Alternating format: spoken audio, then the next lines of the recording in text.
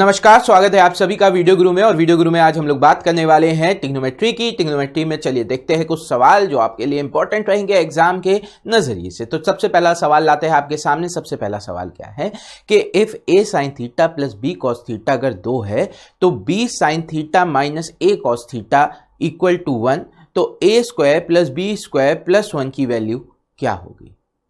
ठीक है, तो एक चीज यहां पे आप याद रखिएगा, बहुत सिंपल सा कॉन्सेप्ट है कि जब भी आपको दिया जाए A sine theta plus B cos theta, मान लीजिए सी के बराबर, बी साइन थीटा माइनस ए कॉस थीटा मान लीजिए डी के बराबर, ठीक है ना। तो आप क्या कहते हैं, a square plus b square equal to c square plus d square, ये कंडीशन लगा देते हैं। कॉन्सेप्ट क्या है इसको लगाने का, ध्यान से देखिए। आपका कॉन्सेप्ट यहां पे ये चलता है कि अगर a sine theta plus B cos theta है, अगर मैं स्क्वायर कर दूं इसका, स्क्वायरिंग बोथ द साइड, इसका भी स्क्वायरिंग बोथ द साइड। अब देखिए ये क्या है, ए प्लस बी का होल स्क्वायर प्लस ए माइनस बी का होल स्क्वायर ऐड करने पर क्या बन रहा है, ए प्लस बी का होल स्क्वायर। ठीक है, नहीं, ए प्लस बी का होल स्क्वायर नहीं बनेगा, वैल्यूज क्या है ए और बी की उल्टी लगी हुई, तो इसे एक्सपेंड ही कर लेते हैं। ये क्या बन जाएगा, a square sine square theta plus b square cos square theta plus 2ab sine theta cos theta.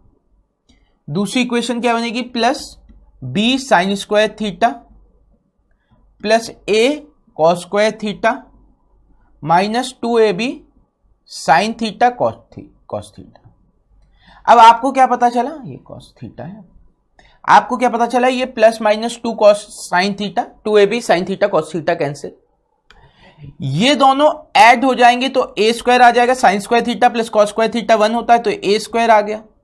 ये दोनों ऐड होंगे तो आपके पास क्या आ जाएगा, बी स्क्वायर, क्योंकि sign square theta cos square theta 1 है। इनके इक्वल में क्या लिखा था, सी स्क्वायर और डी स्क्वायर, तो सी स्क्वायर प्लस डी स्क्वायर। ये से सॉल्व करने का तरीका हो गया। तो अब आपके सामने ये सवाल आया, आपने क्या कहा, ए स्क्वायर प्लस बी स्क्वायर इस हिसाब से बराबर होना चाहिए 2 का स्क्वायर प्लस 1 का स्क्वायर। 2 का स्क्वायर 4, 1 का स्क्वायर 1, ये कितना आ गया 5। आपसे पूछा क्या जा रहा है, a square plus b square plus 1, यानी इसकी वैल्यू कितनी आ गई थी 5, इसमें 1 जोड़ देना, आंसर आ जाएगा 6। यानी कि option third is the right answer, option third is the right answer. Clear है बच्चों, चलो बढ़ते हैं अगले सवाल की तरफ। अब ये सवाल भी आप वैसे ही लगाने का प्रयास कर सकते हैं। क्या, यहां देखिए, अगर मैं कहूं sine theta minus cos theta equal to 7/13, sine theta plus cos theta क्या होगा। मैंने कहा अगर ये 1 है, ये 1 है, ये 1 है, ये 1 है, तो ये अगर a है तो इसे मैं b मान सकता हूं, इसको b मान लूं तो ये a हो जाएगा। वही वाला केस बन गया, यानी कि यहां पर मेरा a और b दोनों क्या है, 1 है। यहां पर a और b दोनों मेरे पास क्या है, 1 है।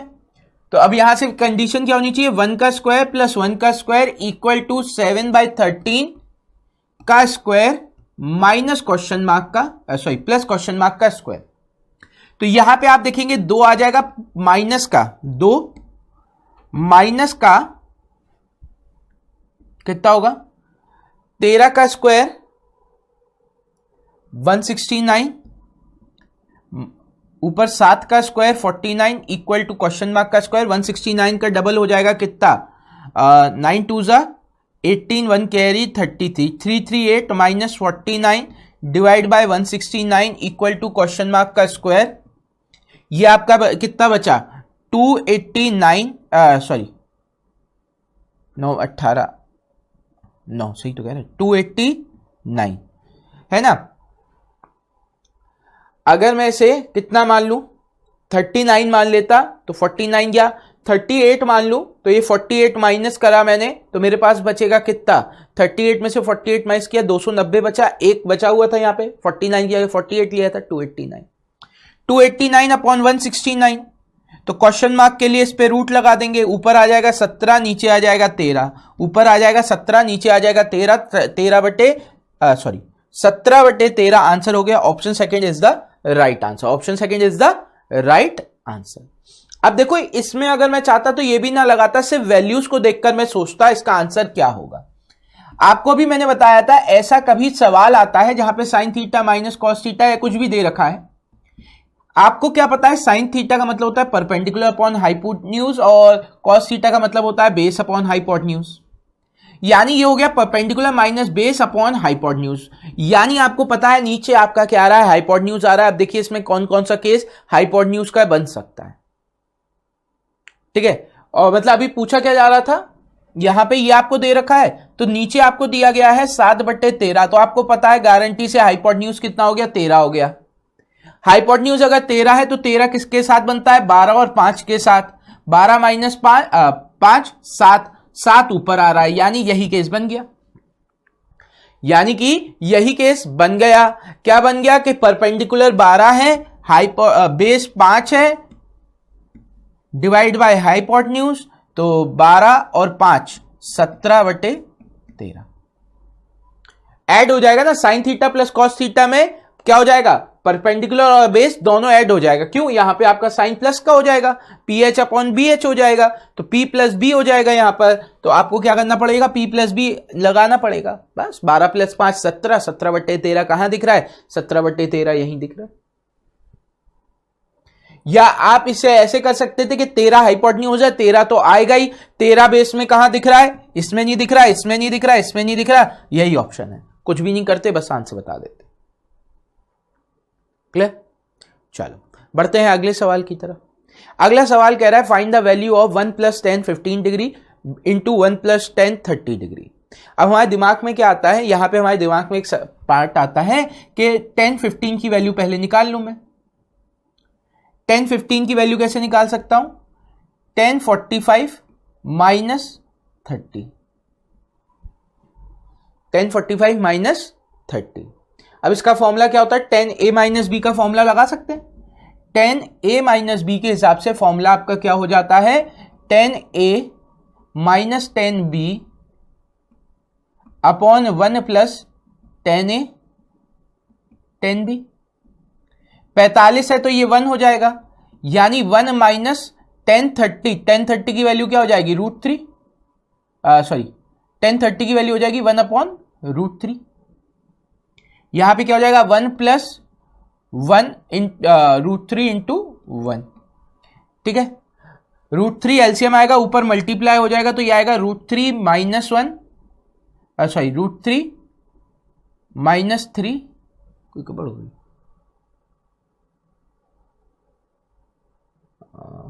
हाँ √3 - 1 अपॉन √3, हाँ मैं वही कह रहा हूं, मैं क्या गलत क्या बोल रहा हूं। और यहां पे क्या हो जाएगा, √3 + 1 अपॉन √3, ये कैंसिल, वैल्यू आपकी हो गई √3 - 1 अपॉन √3 + 1, या आप कह सकते हैं √3 - 1 का होल स्क्वायर, रेशनलाइज करेंगे, नीचे आपका आ जाएगा 2, 3 - 1 2, इसे खोलेंगे एक्सपेंड करेंगे तो क्या आएगा, 3 + 1 माइनस का 2√3 डिवाइड बाय 2, 2 से इसे डिवाइड कर दिया, 2 - √3 वैल्यू आ गई। फिर आपने इसको पुट किया, 2 - √3 वैल्यू आ गई, तो अब यहां पे पुट किया तो 1 + 2 - √3, और यहां पे आपने किया 1 + 1 अपॉन √3, सॉल्व किया, ठीक है। अब आपने इसे सॉल्व किया, आपकी वैल्यू क्या हो जाएगी, 3 - √3, और यहां पे आपका आ रहा है √3 + 1 अपॉन √3, ठीक है। तो पहले आपने इसको, या इसको ऐसे ही लिख लेते हैं, इसको ऐसे ही रहने देते हैं, ठीक है। 1 + 1 अपॉन √3 रहने देते हैं। अब ये मल्टीप्लाई हुआ तो 3 प्लस ये आपका कितना हो जाएगा, √3, 3 ऊपर आएगा तो √3 बचेगा, ठीक है। फिर ये मल्टीप्लाई हुआ तो कितना होगा, यहां से अगर ये मल्टीप्लाई हुआ तो माइनस का √3, और ये इधर हुआ तो माइनस का 1। अब आपने देखा √3 से √3 कैंसिल, 3 - 1 2 आंसर आ गया। Option first is the right answer. ये पूरा बेसिक हो गया। अब हम इतना लेंथी ना करके एक सिंपल सा कॉन्सेप्ट लगाते।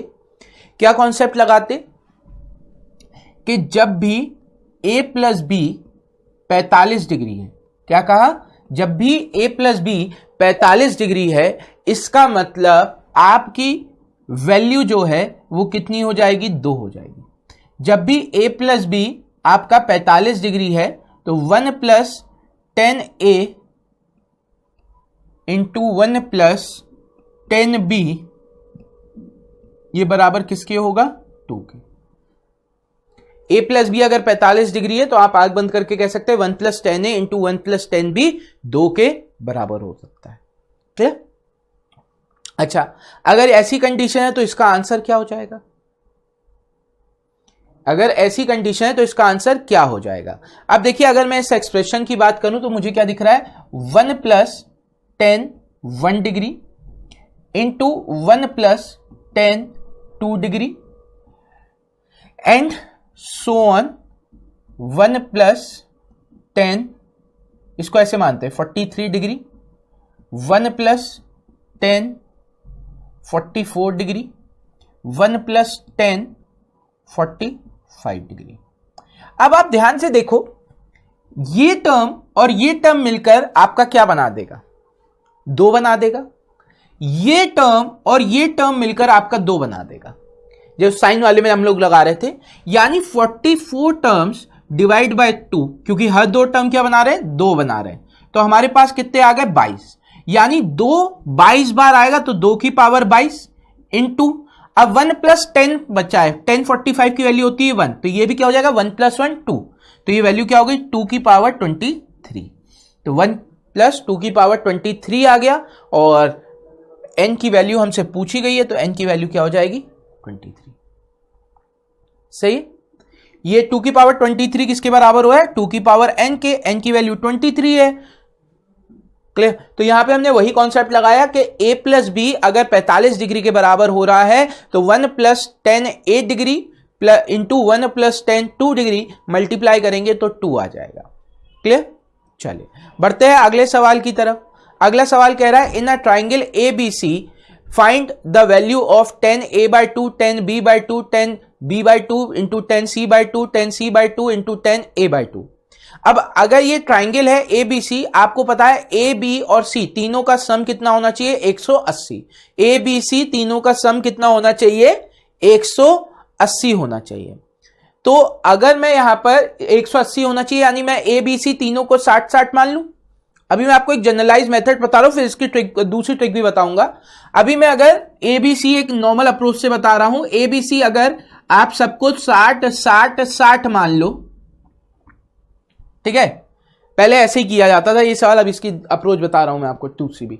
तो यहां पे क्या हो जाएगा, यहां पे सब जगह आपका क्या हो जाएगा, 30-30 आ जाएगा। अच्छा, अब सारी वैल्यूज इक्वल हैं तो आप सीधे सीधे क्या कह सकते हो, ये आ जाएगा थ्राइस ऑफ 10² 30 डिग्री। ये 10a/2 का होल स्क्वायर, या अगर यहां पे 30 रखूंगा 30 रखूंगा तो 10² थीटा, ये भी 10² 30 डिग्री हो जाएगा, ये भी 10² 30 डिग्री हो जाएगा। तो सीधे सीधे, क्योंकि सबको मैंने इक्वल रखा, थ्राइस इंटू, क्योंकि 3 टर्म है, इंटू 10² क्यों, 2 बार 10 मल्टीप्लाई हो रहा है, हर एंगल कितने का, 30 डिग्री का। अब 1030 की वैल्यू क्या होती है, 1/3। 1030 की वैल्यू क्या होती है, 10² 30 की वैल्यू क्या होती है, 1/3। क्यों, 1030 की वैल्यू हो गई 1/√3, इसका स्क्वायर करोगे तो आपके पास क्या आ जाएगा, 1/3। ठीक है, इंटू 1/3, 3 से 3 कैंसिल, आ गया आंसर 1। आप कहोगे यस सर। लो, अब इसमें हमें कंडीशन क्या याद रखनी होती है, इसमें हमें कंडीशन ये लगती है कि अगर कभी a + b + c आपका 90 डिग्री के बराबर है, a + b + c अगर आपका कभी भी 90 डिग्री के बराबर हो रहा है, तो आपको पता होना चाहिए 10a into 10b plus 10b into 10c plus 10c into 10a आपका बराबर हो जाएगा 1 के। देखो वही कंडीशन है ना यहां पर, 10a/2 b/2 c/2 सब क्या है, अगर तीन ट्राइंगल के तीनों एंगल का योग 180 होता है, बाय 2 करेंगे तो कितना हो जाएगा, 90। अब यहां पे ये कॉन्सेप्ट बना कैसे आप ये भी देख लो। अगर मैं इसे लिख रहा हूं a plus B plus C 90 के बराबर है और ये c उधर ले जाऊं तो मैं कह सकता हूं a प्लस बी की वैल्यू हो जाएगी 90 माइनस सी। अब मैंने कहा मैं दोनों तरफ 10 लगा दूं। अगर मैं दोनों तरफ 10 लगा दूं तो ये क्या हो जाएगा 10 ब्रैकेट में a प्लस बी, यहां पे आ जाएगा 10 90 माइनस सी। सही है। अब देखिए 10 90 माइनस सी को मैं क्या लिख सकता हूं कॉट सी, और यहां पे आप क्या करेंगे इसे एक्सपेंड करेंगे तो ये क्या हो जाएगा 10a प्लस 10b अपॉन में 1 माइनस 10a 10b। अब कॉट सी का मतलब क्या होता है 1 अपॉन 10c। अब ये 10c इधर मल्टीप्लाई कर दिया, ये इधर लेगा तो क्या हो गया 10a into 10c plus 10b into 10c equal to 1 minus 10a 10b। ये इधर आ जाएगा तो ये हो जाएगा 10a dot 10c plus 10b 10c 10a plus 10a 10b equal to 1। देखिए तो ये हमारी कंडीशन क्या हो जाती है 10a 10c upon 10b 10c dot 10 plus 10a 10b equal to 1। तो अगर ये कंडीशन हमें पता है तो यहां पर इसका आंसर हम देखते ही साथ क्या कह देंगे, क्योंकि a/2 b/2 c/2 कह रहे हैं, पूरे ट्राइंगल का सम होता है 180, सारे एंगल का आधा हो गया 180 का आधा 90, यानी इसका आंसर हो जाएगा 1। अच्छा इसी को अगर मैं कॉट के फॉर्म में बदलता हूं तो क्या हो जाता है। अब देखिए अगर मैं कहता है यहां पर 1 upon cot A cot B, ठीक है, plus 1 upon cot B cot C plus 1 upon cot C cot A equal to में 1 है। एलसीएम लेंगे, एलसीएम क्या आ जाएगा cot A cot B cot C, ऊपर क्या आ जाएगा cot C plus cot A plus cot B equal to 1।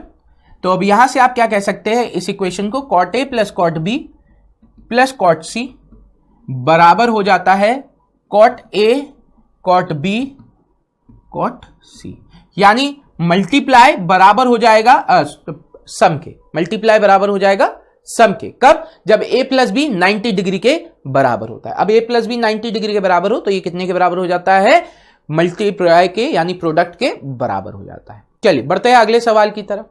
चलिए तो इस सवाल की बात करें। अब यहां पे क्या दिख रहा है 10 15 into 10 30 into 10 45 into 10 30 plus 10 15 into 10 45। इसको देखते हैं हमारे दिमाग में क्या आता है, बस 10 15 की वैल्यू निकाल लो, 10 30 और 10 45 की वैल्यू हमें पता ही है, सवाल सॉल्व हो जाएगा।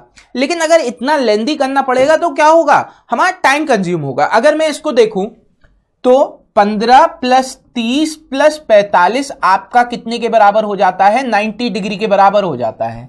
यह आपका 90 डिग्री के बराबर है तो आपको पता है ऐसी कंडीशन में जहां पर a plus B plus C 90 degree के बराबर हो तो क्या होता है, तब होता है 10a 10b into plus 10b 10c plus 10c 10a बराबर हो जाता है 1 के। सेम यही कंडीशन बनी है, सेम यही कंडीशन बनी है ना, 10 15 10 30 प्लस 10 30 10 45 10 45 10 15, यही वैल्यू बनी। तो इसकी वैल्यू का आंसर क्या होना चाहिए 1।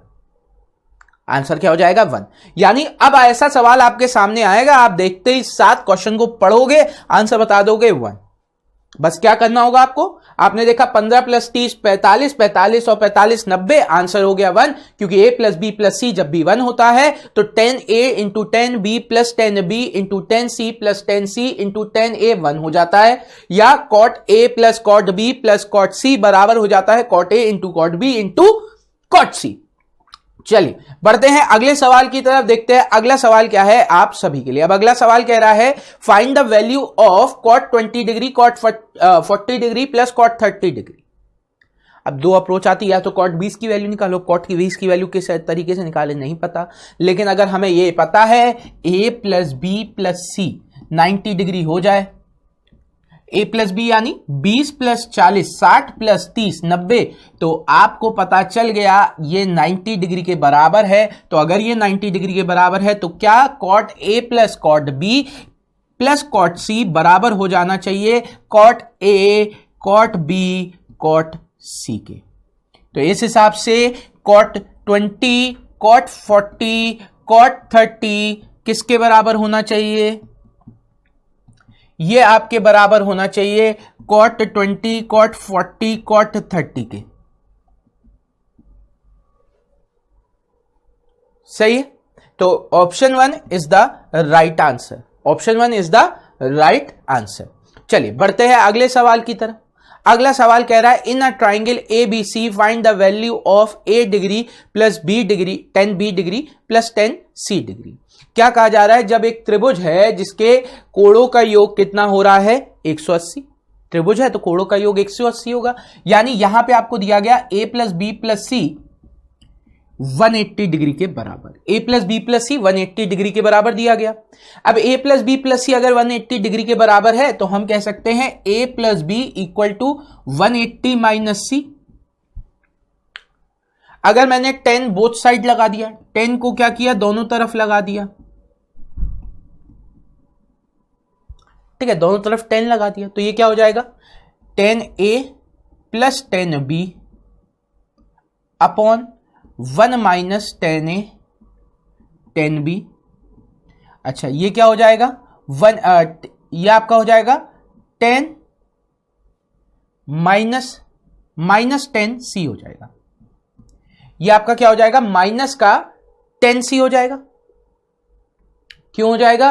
क्योंकि 10 180 माइनस सी क्या होता है माइनस 10c होता है। 180 पे वैल्यू नहीं बदलती यानी 10 रहेगा। 180 माइनस सी सेकेंड क्वाड्रेंट की बात हो रही है, सेकेंड क्वाड्रेंट में 10 नेगेटिव रहता है तो ये माइनस 10c हो गया। अब ये मैंने इधर मल्टीप्लाई किया तो मेरे पास क्या आया 10a plus 10b 10a plus 10b equal to 10c minus 10a 10b 10c। ठीक है। अब आपने क्या किया, सॉरी माइनस का था तो ये माइनस ये प्लस, ये माइनस का है तो ये माइनस ये प्लस। अब ये इस तरफ आ जाएगा तो आपके पास क्या हो गया 10a plus 10b plus 10c equal to ये क्या हो जाएगा आपका 10a 10b 10c। क्या हो जाएगा 10a plus 10b plus 10c बराबर हो जाएगा 10a 10b 10c। तो इस हिसाब से आपका आंसर क्या होना चाहिए 10a 10b 10c आंसर होना चाहिए। अच्छा अगर ये कंडीशन ट्रू है तो इसे कॉट में बदलने पे क्या हालात होंगे? अगर मैं इसे कॉट में बदलूंगा तो क्या हो जाएगा 1 upon cot A plus 1 upon cot B plus 1 upon cot C बराबर है 1 upon cot A cot B cot C. ये इधर मल्टीप्लाई होगा तो पहले केस में क्या बचेगा cot B cot C plus दूसरे केस में बचेगा कितना कॉट ए कॉट सी, तीसरे केस में क्या बचेगा आपका कॉट ए कॉट बी और यहां पे आपका क्या बचा 1, यहां पे आपका क्या बचा 1। यानी हमें दो केस पता चले, एक 90 डिग्री के लिए एक 180 डिग्री के लिए। 90 डिग्री की कंडीशन हो यानी a plus B plus C अगर 90 डिग्री है तो आप क्या कहेंगे, पहला केस 10a 10b इंटू क्या होता है 10a 10b plus 10b 10a